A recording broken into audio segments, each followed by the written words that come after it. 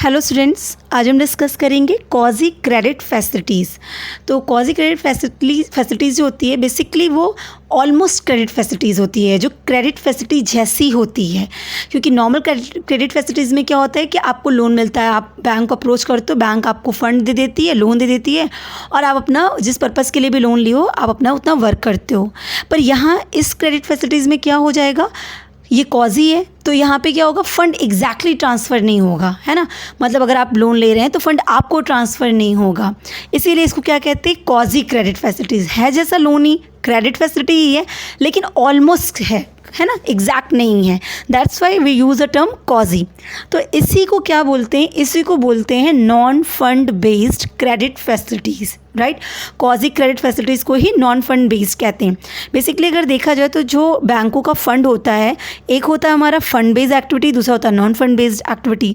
तो bank fund based activity में क्या करती हैं, जैसे टर्म लोन हो गया, हाउसिंग लोन हो गया, सीसी हो गया, कैश क्रेडिट हो गया, इस तरह के जब लोन देती हैं तो वहाँ पे बेसिकली क्या यूज़ होता है, फंड यूज़ होता है। इसलिए उसको फंड बेस्ड एक्टिविटी कहते हैं, फंड बेस्ड फैसिलिटीज़ कहते हैं, क्योंकि वहाँ पे बैंक का फंड उठ के जिस पर्सन ने लोन लिया उसको चला जाता है ना, वो लोन का अमाउंट ट्रांसफ़र हो जाता है। अब non fund based credit facility क्या, यहाँ पे है तो लोन ही, क्रेडिट ही है, लेकिन यहाँ पे फंड जो कस्टमर है उसको ट्रांसफ़र नहीं होने वाला। आपने लोन लिया तो आपको पैसे ट्रांसफ़र नहीं होंगे, तो इसीलिए इसको बोलते हैं नॉन फंड बेस्ड, क्योंकि यहाँ फंड एग्जैक्टली तुरंत ट्रांसफ़र नहीं हो रहे होते हैं, ठीक है। मतलब जो बोरोवर होता है उसको फ़ंड ट्रांसफ़र नहीं हो रहा होता है, तो इसीलिए इसको बोलते हैं non fund based credit facility. So basically यहाँ फ़ंड जो है वो डायरेक्टली बोरोवर को ट्रांसफ़र नहीं हुआ, लोन आपने लिया लेकिन लोन का अमाउंट आपको नहीं मिलेगा, इसीलिए ये क्या हो गया, क्वाजी क्रेडिट हो गया। So it is offered to third party as agreed upon by the borrower on behalf of the borrower। तो ये डायरेक्टली borrower को पैसे नहीं मिलते, बल्कि borrower जिस टर्म से या जिस पर्सन के लिए एग्री करता है उस पर्सन को इस फंड को ये फंड प्रोवाइड किया जाता है। मतलब यहाँ लोन लेने वाले पर्सन को नहीं मिलने वाला है अमाउंट, बल्कि थर्ड पार्टीज़ को मिलने वाला है जिसके लिए borrower ने लोन लिया है, करेक्ट। तो इसीलिए क्या कहलाता है, क्वाजी क्रेडिट फैसिलिटीज़ कहलाता है। So the bank act as a guarantee provider to the seller on behalf of the buyer.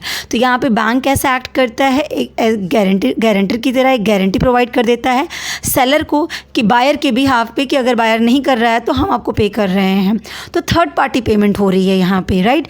तो if the payment is not received by the seller within a pre agreed time, the bank will pay the amount to seller. तो अगर agreed times and condition के according seller ने buyer ने payment seller को नहीं की तो उस सिचुएशन में जो आपका बैंक होता है वो प्रोवाइड कर देता है फंड, एज द केस में भी, क्योंकि नॉन फंड बेस में अलग अलग केसेस हैं, तो उसके अकॉर्डिंग जो भी सिनेरियो रहेगा उस तरीके से बैंक प्रोवाइड करेगा। पर बेसिकली यहाँ पे क्या होने वाला है, फंड जो है बोरोवर को नहीं मिलेगा, थर्ड पार्टीज़ को मिलता है, right.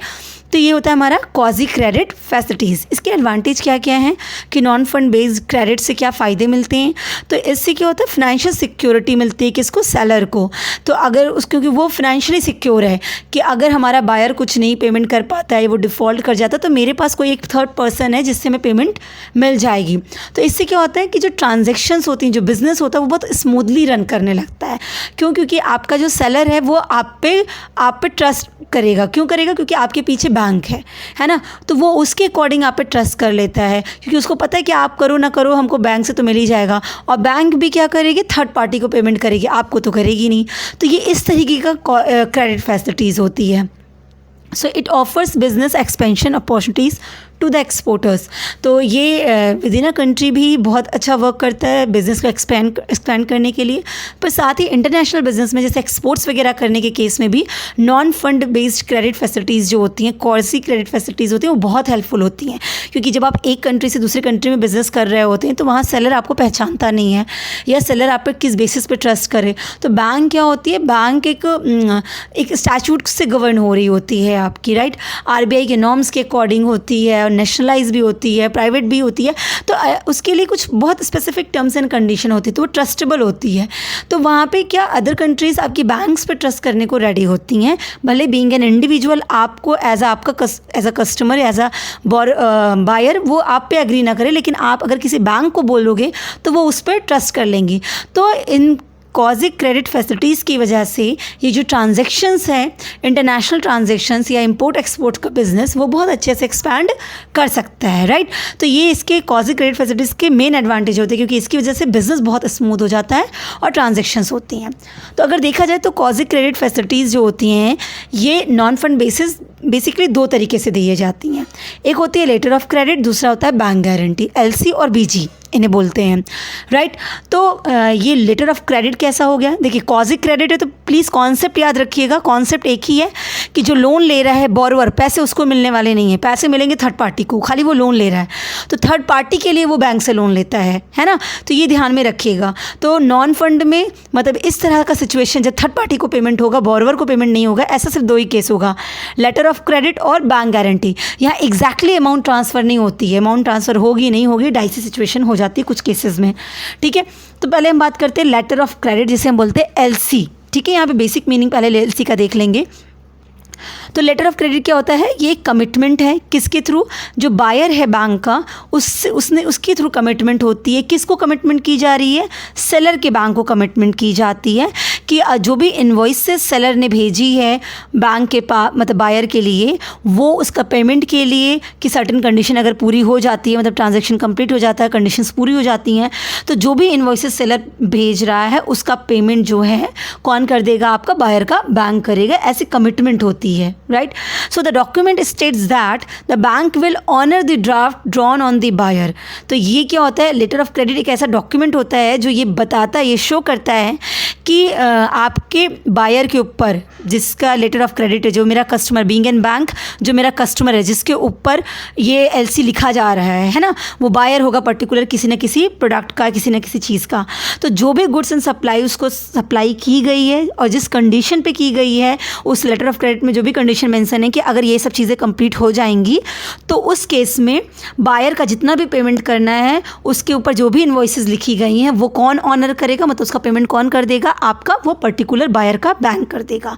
That is letter of credit. तो देखिए सिंपल सा लॉजिक है, इसको अगर बहुत क्लियर लैंग्वेज में अगर समझना हो तो लेटर ऑफ क्रेडिट के केस में क्या होने वाला है, अगर ABC हैं, ठीक है, A कस्टमर है और B बैंक है और C क्या है, सप्लायर है, तो इस केस में क्या होगा कि जो C अपनी इनवॉइस है, जितने का भी सामान उसने A को भेजा है और जो भी उसकी बिल बन के तैयार हुए हैं, उसके लिए वो किसको जिम्मेदार रखेगा, B को, क्योंकि B कौन है, बैंक है, और बैंक किसकी है, A की बैंक है। A कौन था, A बोरोवर था, बायर था। तो जब A बैंक को बोल देगा, B को बोल देगा कि प्लीज़ मैं इनसे उधार माल ले रहा हूँ और आप सपोर्ट कर दीजिए, आप LC दे दीजिए जिससे उन्हें मुझ पर ट्रस्ट हो जाए और उनको पेमेंट हो जाए, तो वो आपका जो बैंक होगा वो LC इशू कर देता है। किसके लिए इशू करेगा, आपके A के लिए इशू करता है कि ठीक है मैं आपके लिए LC इशू करूँगा। और LC किसको दी जाएगी, C को दी जाएगी, क्योंकि पेमेंट किसको मिलने वाला है, C को मिलने वाला, सप्लायर को ही तो पेमेंट मिलेगा। तो बेसिकली लेटर ऑफ क्रेडिट क्या हो गया, लेटर ऑफ क्रेडिट के लिए एक लेटर लिखा जा रहा है। लेटर कौन लिख रहा है, बैंक लिख रही है कि मेरा जो कस्टमर है उस पर जो भी पेमेंट होगा वो हम कर देंगे, ठीक है। किससे कह रही है, सप्लायर से कह रही है, सेलर से कह रही है, क्योंकि पेमेंट तो उसी को मिलने वाला है, सेलर को। तो यही होता है लेटर ऑफ क्रेडिट। तो ये होता कैसे है, तो लेटर ऑफ क्रेडिट में क्या होता है कि seller had to comply with all the terms and condition set by the buyer and stated in the LC। तो लेटर ऑफ क्रेडिट जब इशू की जाती है ना, तो उसमें कुछ टर्म्स एंड कंडीशन लिखी होती हैं पर्टिकुलर कॉन्ट्रैक्ट के रिगार्डिंग कि ये लेटर ऑफ क्रेडिट कब एक्सरसाइज होगा, है ना, कब इसका पेमेंट होगा। तो जितनी भी स्टिपुलेटेड कंडीशंस हैं, मतलब जो जो कंडीशन उसके अंदर मेंशन की गई हैं, वो कंडीशन जब सेलर कंप्लीट कर दिया होता है, सेलर जिसने सप्लाई किया है वो सब कंडीशन वो कंप्लीट कर देता है, तब बायर का बैंक जिसने LC इशू किया है वो उसको पेमेंट कर देता है। So once the terms and condition are met the bank will transfer the funds to the seller. तो एक बार जैसे ये कंफर्मेशन हो जाती है कि लेटर ऑफ क्रेडिट में जितनी भी कंडीशंस मेंशन की गई थी उसे सेलर ने कंप्लीट कर दी है, तो उस केस में बायर का बैंक पेमेंट कर देता है। किसको कर देगा, सेलर को। अगर बैंक बीच में नहीं होती, जनरली समझिए तो बायर और सेलर दो पार्टी होते, बायर ने कुछ खरीदा है तो वो सेलर को पेमेंट करेगा और सेलर ने सेल किया है, यही तो नॉर्मल होता है। अब इस केस में बायर पेमेंट नहीं कर पाएगा, तो बायर ने किसको हायर किया, अपने बैंक को हायर किया और बैंक से क्या लिया, LC लिया, लेटर ऑफ क्रेडिट लिया। और LC की वजह से अब क्या हो जाने वाला कि पेमेंट कौन करेगी, बैंक करेगी, बायर पेमेंट नहीं करेगी, बैंक पेमेंट करेगी। किसको पेमेंट करेगी, पेमेंट करेगी आपकी सेलर को पेमेंट करेगी, राइट। तो ये यहाँ का जो है बेसिक मेन इंपॉर्टेंट कैरेक्टरिस्टिक्स होती है लेटर ऑफ क्रेडिट की. So the primary liability lies with the bank only which collects payment from the client afterward. तो यहाँ पे क्या हो गया, लेटर ऑफ क्रेडिट में लाइबिलिटी, प्राइमरी लाइबिलिटी किसकी, पेमेंट करने की, बैंक की है ना. जो आपका बैंक है, बैंक क्यों आया इस कंडीशन में, लेटर ऑफ क्रेडिट क्यों इशू किया, क्योंकि उसके कस्टमर ने उससे मांगा कि वो बायर है और वो पेमेंट नहीं करने के लिए एलिजिबल है, मतलब वो पेमेंट नहीं कर पाएगा और उसने कुछ सप्लाई किया हुआ है, बिजनेस कर रहा है तो उसने कुछ माल मंगाया हुआ है सप्लायर से, पेमेंट वो नहीं कर सकता है, तो वो किसको अप्रोच कर रहा है, वो लोन मांग रहा है, किससे, बैंक से मांग रहा है. लेकिन बैंक से क्या कहते हैं कि पैसे मुझे मत दीजिए, पैसे किसको दे दीजिए, आप पैसे मेरे क्लाइंट, मेरे सप्लायर को दे दीजिए, आप पेमेंट उसको कर दीजिए. लोन ले रहा है कौन, बायर. एलसी किसके लिए इशू हो रही है, बायर के लिए. लेकिन पेमेंट मिलेगी किसको, सप्लायर को पेमेंट मिलेगी. पेमेंट कौन देगा, बैंक देगी. तो यहाँ पे यही होता है, लेटर ऑफ क्रेडिट जो है जब बैंक इशू करती है, इसका मतलब उसकी लायबिलिटी अराइज हो जाती है किसके लिए, सप्लायर के लिए, कि सप्लायर को पेमेंट कर दिया जाए. क्यों, क्योंकि कस्टमर ने उसने जितना भी सामान मंगाया है और जिसके बिहाफ पे वो एलसी इशू की गई है, उतना पेमेंट बैंक सप्लायर को कर दे इमिडिएटली. और जब सप्लायर को इमिडिएटली कर देती है, बाद में वो पैसा बैंक किससे रिकवर कर लेती है, अपने कस्टमर से रिकवर कर लेती, क्योंकि लोन तो किसने लिया था, उसे कस्टमर ने, तो वो उनको उनसे रिकवर कर लेती है. अब यहाँ पे इंपॉर्टेंट बात जो याद रखनी है वो क्या है कि लेटर ऑफ क्रेडिट कब एक्सरसाइज होने वाला है, जब लेटर ऑफ क्रेडिट में जितनी कंडीशन मेंशन है उसे सप्लायर ने पूरा किया हो.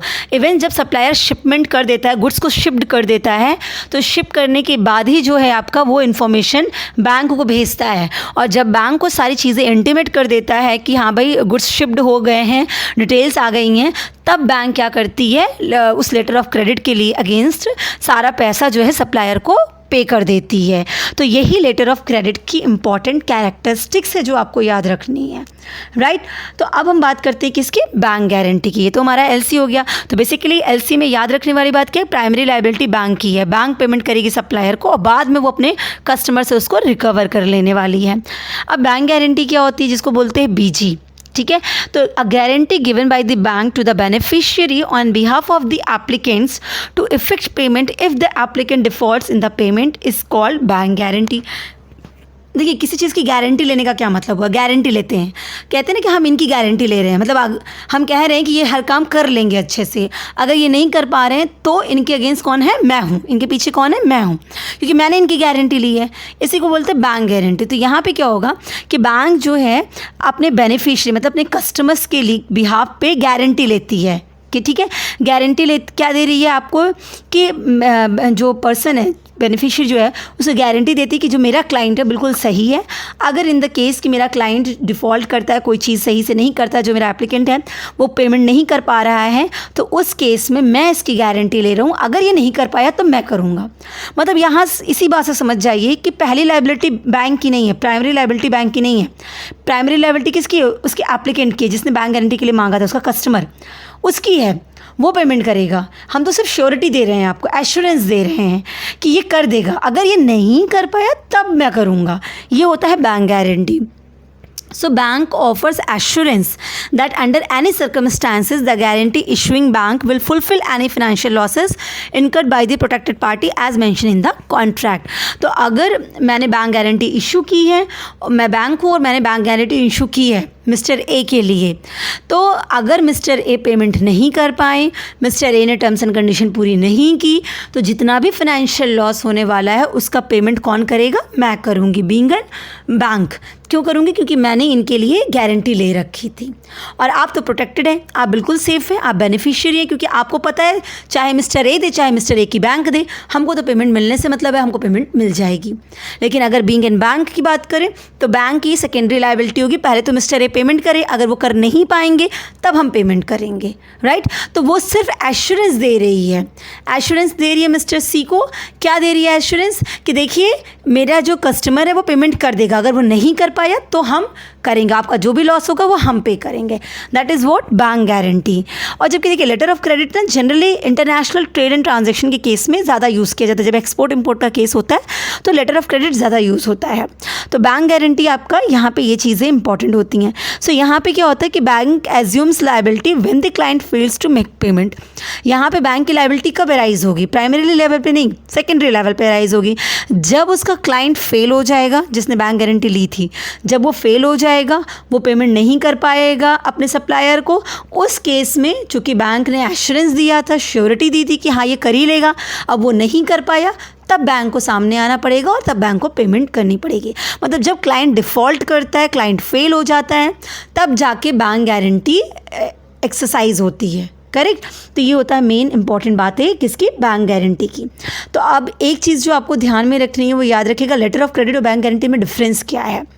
तो देखिए लेटर ऑफ क्रेडिट में क्या होता है कि लेटर ऑफ क्रेडिट में जो आपका सेलर है, सप्लायर है, बैंक उसको तुरंत पेमेंट कर देती है। जैसे ही लेटर ऑफ क्रेडिट में जितनी बातें कंडीशन मेंशन थी सप्लायर ने पूरी कर दी, वो उसको तुरंत पेमेंट कर देती है और बाद में वो अपने कस्टमर से पैसे रिसीव करती है। सप्लायर को पेमेंट तुरंत हो जाता है, बायर ने पेमेंट नहीं करनी है, बायर की जगह कौन पेमेंट कर रहा है? बैंक पेमेंट कर रही है। किसको कर रही है? सप्लायर को कर रही है। ये क्या होगा? Letter of credit. यहाँ पे प्राइमरी लायबिलिटी किसकी होती है? बैंक की होती है। ये रिस्की ज़्यादा होता है, लेटर ऑफ क्रेडिट बहुत रिस्की होता है ना, क्योंकि यहाँ पे क्या हो गया, पेमेंट आपका हो गया, अब बाद में बायर आपका डिफ़ॉल्ट कर जाता है तो आपके लिए रिस्क है, तो यहाँ पे रिस्की ज़्यादा होता है। जबकि बीजी क्या है? बीजी कम रिस्की होता है कंपैरिजन टू एलसी। क्यों? क्योंकि यहाँ पे कोई प्राइमरी लायबिलिटी नहीं है। पहले तो कस्टमर अपना डील कर ले, वो हो सकता है सप्लायर को पेमेंट कर दे, सब कुछ कंप्लीट कर ले। अगर वो नहीं कर पाया तब बैंक गारंटी एक्सरसाइज होगी, तब जाके बैंक को पेमेंट करना पड़ता है। तो ये लेस रिस्की होता है, दोनों में यही डिफरेंस है। वहाँ पे सप्लायर हर एक मोमेंट की खबर बैंक को प्रोवाइड करता है कि गुड्स शिप्ड हो गया है, सारे टर्म्स एंड कंडीशन फॉलो हो गए। क्यों? क्योंकि जो सेलर है उसको पेमेंट रिसीव करनी है, किससे? बैंक से रिसीव करनी है, इसलिए वो सारी इन्फॉर्मेशन वहाँ देता है। जबकि यहाँ पे बैंक एश्योरेंस दे रही है कि देखिए मेरा कस्टमर बहुत अच्छा है, ये पेमेंट करेगा, अगर नहीं कर पाया तब मैं करूँगा। तो यहाँ पे सप्लायर की कोई रिस्पॉन्सिबिलिटी नहीं बैंक को कोई भी इन्फॉर्मेशन की। हाँ, जब बैंक डिफ़ॉल्ट करेगा तब जाके सप्लायर मांगेगा बैंक से पैसा कि आपने गारंटी ली थी, आप पेमेंट करिए। ये होता है बैंक गारंटी। तो ये कंपैरिजन टू एलसी कम रिस्की होता है। यहाँ पे बैंकों की सेकेंडरी लायबिलिटी होती है, जबकि एलसी में बैंकों की प्राइमरी लायबिलिटी होती है। ये ध्यान देने वाली बात है। अब हम बात करते हैं टाइप्स ऑफ बैंक गारंटी की। देखिए जो सबसे इंपॉर्टेंट टाइप है बैंक गारंटी का, that is what? Financial guarantee. देखिए फाइनेंशियल गारंटी से नाम समझ में आ रहा है कि फाइनेंस से रिलेटेड है ना। तो यहाँ पे क्या होता है कि बैंक जो गारंटी दे रही है कस्टमर्स को, वो किस लिए दे रही है? फाइनेंस से रिगार्डिंग। तो वैसे तो पूरा बैंक गारंटी फाइनेंस से रिगार्डिंग है, तो यहाँ पे स्पेसिफिक क्या हो जाता है? एक सिचुएशन और एक एग्जाम्पल से आप इसको ज़्यादा अच्छे से समझ सकते हैं। जैसे जो गवर्नमेंट एजेंसीज़ होती हैं, तो जब गवर्नमेंट एजेंसीज़ का टेंडर पास होता है कोई भी गवर्नमेंट एजेंसी का, तो उस केस में जो हमारा कस्टमर जो टेंडर दे भर रहा होता है, उसको क्या करना होता है? कुछ सिक्योरिटी मनी डिपॉजिट करना होता है, एक हैवी सिक्योरिटी मनी डिपॉजिट करना होता है। मान लीजिए नेशनल हाईवे अथॉरिटी NHAI है, उसका टेंडर पास होना है, तो जो लोग भी NHAI का टेंडर लेना चाहते हैं उनको एक हैवी अमाउंट में सिक्योरिटी देनी पड़ती है, कैश देना पड़ता है। किसको? गवर्नमेंट को देना पड़ता है। अब वो कैश जो है एज अ सिक्योरिटी गवर्नमेंट के पास रखी रह जाती है, वो ब्लॉक हो जाती है, ठीक है। और बाद में जो जब पूरा कंप्लीट हो जाएगा कॉन्ट्रैक्ट वगैरह, तब जाके वो सिक्योरिटी मनी रिलीज़ की जाती है। मतलब उतने टाइम के लिए वो मनी ब्लॉक हो जाती है, ठीक है। सिक्योरिटी मनी जो जमा की जाती है वो स्टार्टिंग में ही जमा की जाती है। तो अब क्या हो गया कि मान लीजिए आपको ऐसे ही टेंडर भरना था, अब आपको कैश में उतनी सिक्योरिटी मनी देनी है, अब आपका उतना कैश ब्लॉक हो जाएगा। तो आप क्या कर सकते हैं? आप बैंक के पास जाइए और बोल दीजिए कि हमें एक फाइनेंशियल गारंटी इशू कर दें। तो जो कैश जमा करना था उसकी जगह आप ये फाइनेंशियल गारंटी जो तैयार की जाएगी, आप वो सबमिट कर देते हैं। वो बीइंग एन कैश वर्क करती है। क्लियर है? तो वो बैंकों के पास, वो गवर्नमेंट एजेंसीज़ के पास वो फाइनेंशियल गारंटी ऐसे रखी रहेगी। जब पूरा कॉन्ट्रैक्ट कंप्लीट हो जाएगा तब वो उसे रिलीज़ की जाएगी। या किसी केस में अगर आप डिफ़ॉल्ट कर जाते हैं, आप कॉन्ट्रैक्ट कंप्लीट नहीं कर पाते हैं, तो उस फाइनेंशियल गारंटी को इन कैश करा लिया जाता है और बैंक उस पैसे को NHAI उस पैसे को रिसीव कर लेगी। तो दैट इज़ फाइनेंशियल गारंटी। यहाँ पे फाइनेंस इन्वॉल्व हो जाता है कि अगर आप पेमेंट नहीं कर पाएँ, आप चीज़ें नहीं परफॉर्म कर पाएँ अच्छे से, तो जो भी कंडीशन है, जितनी भी फाइनेंशियल लायबिलिटीज़ हुई हैं, जो फाइनेंशियल लॉस होगा, वो सारा का सारा बैंक मीट आउट करेगी। क्लियर है? तो बेसिकली ये गवर्नमेंट एजेंसीज़ के केस में ज़्यादा यूज़ की जाती हैं, ठीक है। इसके कुछ टाइप्स भी होते हैं, जैसे बैंक गारंटी फॉर कस्टमर्स। अब जैसे बैंक गारंटी फॉर कस्टमर्स का क्या मतलब हो गया कि यहाँ पे क्या हो जाएगा आपका कि जो बैंक मतलब जैसे आपका एक कस्टमर है, अब वो फर्स्ट टाइम बिजनेस में इन्वॉल्व हो रहा है, तो उसके क्रेडिट वर्दिनेस के बारे में सप्लायर तो नहीं जानता है। तो यहाँ पे क्या हो गया, हमने अपने कस्टमर के लिए बैंक गारंटी इशू कर दी कि हमारा जो कस्टमर है बहुत क्रेडिट वर्दी कस्टमर, बहुत ट्रस्ट वर्दी कस्टमर है, आप इनके साथ बिजनेस डील कर सकते हैं। तो ये क्या हो गया, ये भी एक तरीके से फाइनेंशियल गारंटी, हम फाइनेंशियल सपोर्ट सिस्टम दे रहे हैं, हम सिक्योर एश्योरेंस दे रहे हैं सामने वाली पार्टी को, और आपको ये बता रहे हैं कि आप इनके साथ बिजनेस कर सकते हैं क्योंकि हमारा कस्टमर बहुत क्रेडिट वर्दी है। तो ये अपने कस्टमर्स के लिए बैंक गारंटी इशू की जाती है। इसी तरीके से आती है आपकी बॉन्ड गारंटी। देखिए, बिड बॉन्ड गारंटी अलग होती है और बॉन्ड गारंटी अलग होती है। ये जो बॉन्ड गारंटीज़ होती हैं ना, ये कंपनीज़ को इशू की जाती हैं। जब कंपनीज़ बॉन्ड इशू करते हैं उसके रिगार्डिंग ये बॉन्ड गारंटी इशू की जाती हैं। जैसे इंश्योरेंस, जो इंश्योरेंस कंपनी होती है वो गारंटी करती है कि जितना भी कंपनी के थ्रू बॉन्ड इशू किया जा रहा है उसका, अगर वो जब बॉन्ड की मैच्योरिटी हुई और पेमेंट करना हुआ, अगर वो नहीं कर पाई तो बैंक उसका पेमेंट करेगी। तो जितने भी बॉन्ड इशू किए गए वो बैंक के थ्रू क्या हो गए, गारंटेड बॉन्ड हो गए। देखिए, बॉन्ड वगैरह क्या होता है, अगर आपको आइडिया होगा तो ईजी है, बट अगर नहीं पता है तो सिंपल लाइन में समझिए। जैसे कंपनी ने बॉन्ड इशू किया तो एक कागज़ का पेपर इशू कर दिया कि 1 साल का हम बॉन्ड इशू करें, मतलब 1 साल के लिए अगर आप 2 लाख रुपया देंगे तो हम आपको 10% का इंटरेस्ट देंगे। ऐसा करके मैंने एक पेपर पर लिख दिया, मान लीजिए ये मेरा बॉन्ड हो गया। अदर भी कुछ कैरेक्टरिस्टिक्स होती हैं, पर अगर सिंपल लैंग्वेज हम समझते हैं तो ऐसे हो गया। अब पब्लिक को मैंने ये इशू किया, पब्लिक ने कहा कि 2 लाख रुपए देंगे, 1 साल बाद 10% इंटरेस्ट मिलेगा, तो बहुत अच्छा है। तो पब्लिक ने क्या किया, आपका वो बॉन्ड खरीद लिया। खरीदने के लिए उन्हें क्या देना पड़ेगा, 2 लाख रुपए देने पड़ेंगे, राइट। और बदले में जब 1 साल बाद बीतेगा तो ये जो कंपनी है उनको 2 लाख प्लस मैच्योरिटी 10% का इंटरेस्ट दे देगी। यही हो गया। तो अब ये जो बॉन्ड जितने भी इशू किए गए ना वो बैंक गारंटी से हैं। तो मतलब अगर इन केस 1 साल के बाद कंपनी उस बॉन्ड की मैच्योरिटी पे पेमेंट नहीं कर पाई, जो पब्लिक से 2 लाख रुपया लिया गया वो 2 लाख प्लस इंटरेस्ट अगर उस बॉन्ड पे रिपे नहीं कर पाई तो कौन रिपे करेगा, वो बैंक रिपे करेगी। तो that is called bond guarantee, right. उसके बाद आता है गारंटी बाय पेरेंट्स कंपनीज़। तो देखिए, पेरेंट्स कंपनीज़ मतलब सब्सिडरी कंपनीज़, होल्डिंग कंपनीज़, अगर आपको आइडिया होगा तो इन सिचुएशंस में क्या होता है कि पेरेंट्स जो कंपनीज़ होती हैं अपनी सब्सिडरी कंपनीज़ को क्या इशू करती हैं, गारंटी इशू करती हैं। तो पेरेंट्स कंपनीज़ के बाद नेचुरल रिसोर्सेज ज़्यादा होते हैं, मतलब फाइनेंशियल रिसोर्सेज अच्छे खासे होते हैं। सो वो अपनी होल्डिंग, अपनी सब्सिडरीज कंपनीज़ को गारंटी इशू करती हैं कि सब्सिडरी कंपनीज अगर अपनी ट्रांजेक्शन कर रहा है तो पेरेंट कंपनीज़ उसकी पूरी गारंटी ले रही है कि अगर वो नहीं कर पाएगा तो हम करेंगे। तो ये हो गया कुछ इंपॉर्टेंट टाइप्स हो गए फाइनेंशियल गारंटीज़ के, जहाँ पे बेसिकली कैश इन्वॉल्व हो जाती है कि अगर ये डिफ़ॉल्ट करते तो जितना भी फाइनेंशियल लॉस है वो पेमेंट किया जाएगा, ठीक है, बैंक के थ्रू। अब आता है परफॉर्मेंस गारंटी। ये क्या होता है, देखिए परफॉर्मेंस गारंटी का मतलब होता है, परफॉर्मेंस क्या होता है, परफॉर्मेंस मतलब काम करना, वर्क करना। तो यहाँ पे क्या हो जाता है कि ये जब गारंटी लेती है तो बैंक ये कहती है कि जो भी उसका क्लाइंट है जिसके लिए उसने ये गारंटी इशू की है वो ये कहती है कि ये जितना भी वर्क है, जो भी कॉन्ट्रैक्ट हुआ है उस कॉन्ट्रैक्ट को कंप्लीट करने में जो भी वर्क है, जो भी काम है वो ऑन टाइम कंप्लीट करेंगे। सारे टर्म्स जितने भी हैं कॉन्ट्रैक्ट के वो उसे सही टाइम पे परफॉर्म करेंगे।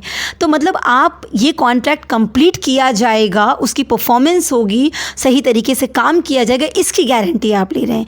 कि अगर परफॉर्मेंस गारंटी इशू करती है बैंक, इसका मतलब यही होता है कि वो क्लाइंट के अगेंस्ट, क्लाइंट्स के फेवर में ये एश्योरेंस दे रही है कि मेरा क्लाइंट कॉन्ट्रैक्ट में कही गई सारे टर्म्स एंड कंडीशन को पूरा करेगा और उसी के हिसाब से प्रोजेक्ट को कंप्लीट करेगा। अगर वो वर्क कंप्लीट नहीं कर पाया अकॉर्डिंग टू कॉन्ट्रैक्ट तो थर्ड पार्टी अब बैंक को रिक्वेस्ट कर सकती है, बैंक को क्लेम कर सकती है कि उन्होंने ये परफॉर्मेंस नहीं की, उन्होंने इस प्रोजेक्ट को कंप्लीट नहीं किया, उसकी वजह से मेरा इतना लॉस हो गया, अब ये लॉस आप पेमेंट करिए। तो वो जो थर्ड पार्टी है वो बैंक को इस तरह से अप्रोच कर सकती है क्योंकि बैंक एश्योरेंस दे रही है कि ये सारा काम कंप्लीट करेंगे। अब इन्होंने काम कंप्लीट ही नहीं किया तो आप कहेंगे ना कि मेरा काम कंप्लीट नहीं किया, इसकी वजह से मुझे इतना लॉस हो गया। तो चूंकि बैंक ने कहा था कि ये काम करेंगे तो अब आप मेरा लॉस का पेमेंट करिए। That is all about performance guarantee. तो यहाँ पे काम को कंप्लीट करने की गारंटी ली जाती है। परफॉर्मेंस गारंटी जो होती है बहुत टेक्निकल नेचर की होती है क्योंकि बहुत सारे टेक्निकलिटीज़ में इन्वॉल्व हो जाती है कि भाई कोई प्रोजेक्ट है, ये प्रोजेक्ट कंप्लीट करने की आप गारंटी दिला रहे हैं। आप प्रोजेक्ट टेक्निकल प्रोजेक्ट्स है, उसमें बहुत सारी चीज़ें हैं। अब आप एश्योरेंस दे रहे हैं कि मेरा क्लाइंट जो है ये प्रोजेक्ट कंप्लीट करेगा। तो ये क्या हो गया, एक रिस्की हो जाता है। परफॉर्मेंस गारंटी काफ़ी रिस्की हो जाती है क्योंकि सामने वाला परफॉर्मेंस करे कि हो सकता है उसका इंटेंशन ना हो सकता है वो सही तरीके से कर ही ना पा रहा हो, उसकी एबिलिटी नहीं है, क्योंकि आप क्लाइंट्स की कैपेबिलिटी को मेज़र नहीं कर सकते हैं। फाइनेंशियल वायबिलिटी को आप मेज़र कर सकते हैं कि कस्टमर कितना पेमेंट कर सकता है, कितना नहीं कर सकता, पर उसकी परफॉर्मेंस कैपेबिलिटी को कि वो कितना अच्छा काम कर पाएगा, प्रोजेक्ट को उसी तरीके से एक्सिक्यूट कर पाएगा कि परफॉर्मेंस वायबिलिटी को मेज़र कर पाना थोड़ा मुश्किल होता है। इसीलिए परफॉर्मेंस गारंटी काफ़ी रिस्की कही जाती है। ठीक है, परफॉर्मेंस गारंटी के भी कई टाइप होते हैं, जैसे guarantees of advance payment return. तो समटाइम्स क्या होता है, जैसे आपने देखा होगा, नॉर्मली होता है कि जब दो पार्टीज़ के बीच में बिज़नेस कॉन्ट्रैक्ट हो रहे होते हैं, तो मान लीजिए कि जैसे हमने आपसे बोला कि हमें 2 लाख ड्रेसेस तैयार चाहिए, मैंने आपको ऑर्डर दिया, आप हमारे क्लाइंट हो गए, मैं सप्लायर हो गई, मैंने आपको ऑर्डर दे दिया कि मुझे 2 लाख के कपड़े चाहिए, सप्लाई करिए आप मुझे। ठीक है, तो अब आपको क्या करना होगा, उसे प्रोडक्शन करना होगा, उसे बनाना होगा, उसके लिए खर्चे चाहिए।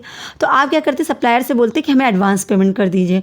सप्लायर ने एडवांस पेमेंट कर दिया, ठीक है, आपको अब एडवांस पेमेंट कर दिया, लेकिन अब क्या है कि आपकी क्या है, आपकी रिस्पॉन्सिबिलिटी बनती है कि आप वो 2 lakh dresses particular time period पे कंप्लीट करके मुझे प्रोवाइड करिए, क्योंकि आपने एक तो एडवांस पेमेंट भी ले ली और अब प्रोजेक्ट को कंप्लीट करना, मतलब वो 2 लाख ड्रेसेस बना के एग्जैक्ट टाइम पे मेरे ऑर्डर टाइम पे, जब टाइम पे मैंने मांगा उतने टाइम पे वो कंप्लीट होकर पहुँच जाना चाहिए, राइट।